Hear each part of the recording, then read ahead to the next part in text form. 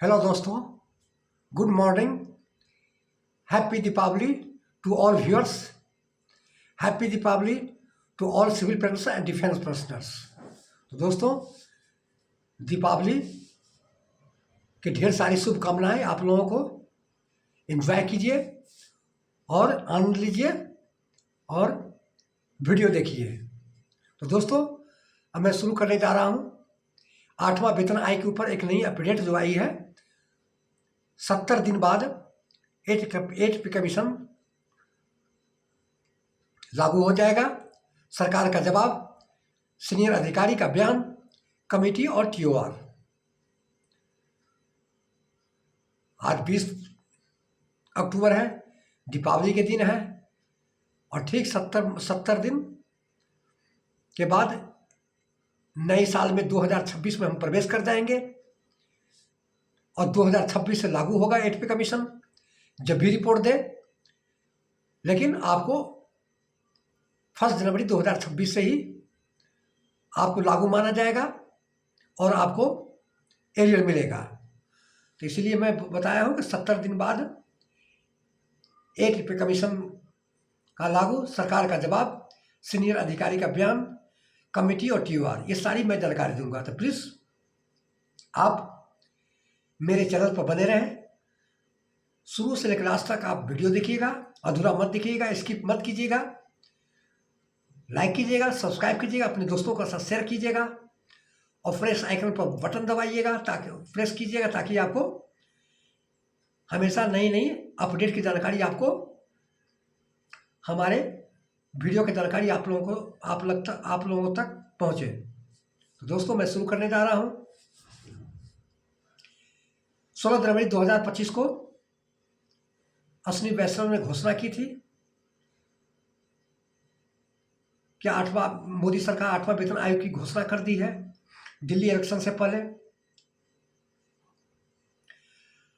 अभी बिहार का इलेक्शन का घोषणा हो गई है, 6 और 11 नवंबर को मतदान है।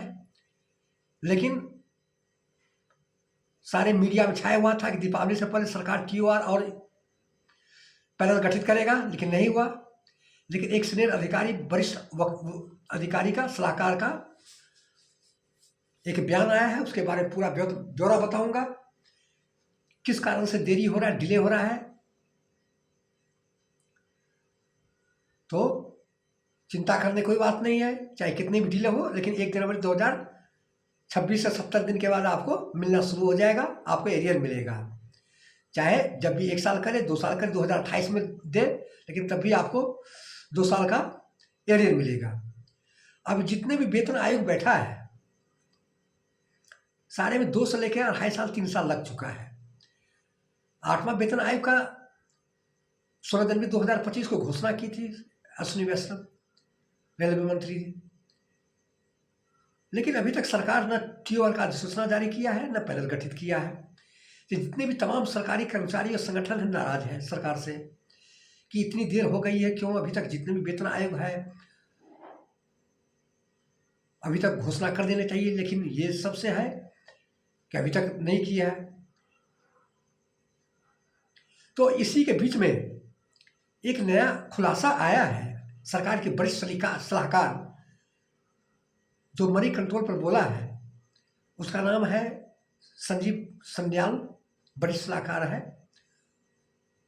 कि सरकार के ऊपर कड़ी निगरानी रखे हुए हैं।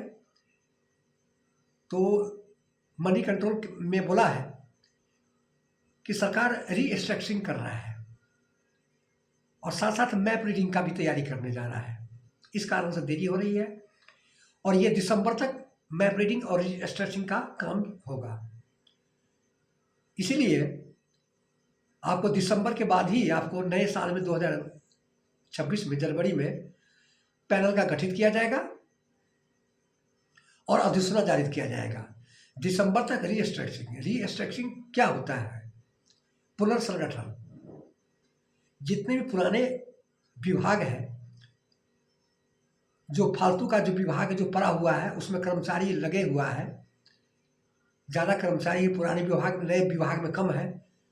तो सारे को, जो पुराने कर्मचारी को है, पुराने विभाग हैं, उसको नए विभाग में विलय कर दिया जाएगा और कर्मचारी को भी इसमें कर दिया, जिससे बैंक का होता है जैसे छोटे बैंक बड़े बैंक में मर्ज कर दिया है, उसी तरह से सरकार रीस्ट्रक्चरिंग का काम करने शुरू जा रहा है और मैप रीडिंग का भी काम शुरू करने जा रहा है। मैप रीडिंग का है कि जितने भी छोटे छोटे विभाग हैं, जो छोटे छोटे डिपार्टमेंट हैं, क्या कि सेंट्रल गवर्नमेंट का तो हज़ारों डिपार्टमेंट है, उसमें जिसमें 5 कर्मचारी है की क्षमता है, छोटे डिपार्टमेंट में वहाँ पर 10 कर्मचारी काम कर रहा है। इसको मध्य को देखते हुए सरकार चाह रही है कि जितने भी छोटे विभाग हैं उसको बड़े विभाग में विलय कर दे, वो कर्मचारी इसमें काम करना शुरू कर दे, तो सरकार की भी बचत होगी, सरकार को भी आ जाएगा, काम में तेजी आ जाएगी। इसीलिए सरकार रीस्ट्रक्चरिंग और मैप रीडिंग का काम शुरू करने जा रहा है। ये मैं आपको बताया हूँ किस कारण से।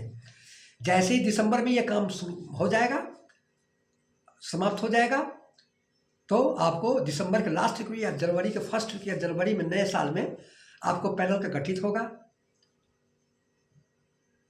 और TUR का अधिसूचना जारी किया जाएगा।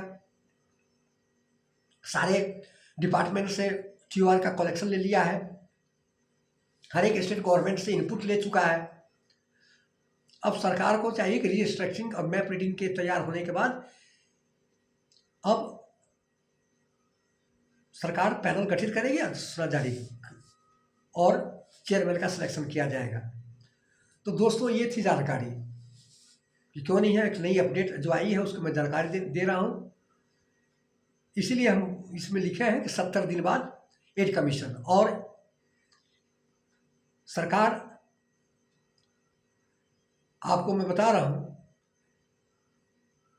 कि पे में 38% की बढ़ोतरी की जाएगी और पेंशन में 34% की वृद्धि की जाएगी यदि 8वां वेतन लागू होगा उसमें, और मिनिमम जो बेसिक पे 18,000 है वो बढ़कर 46,000 रुपया हो जाएगा। सरकार ट्वीट पर भी, प्रधानमंत्री मोदी ट्वीट में भी लिखे थे कि हमको जितने भी कर्मचारी हैं, सरकारी कर्मचारी हैं, हमको नाज है। और इसके बाद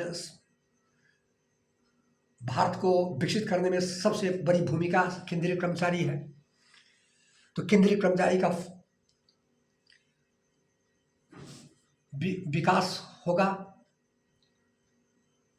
और उसका पे में बढ़ोतरी होगा।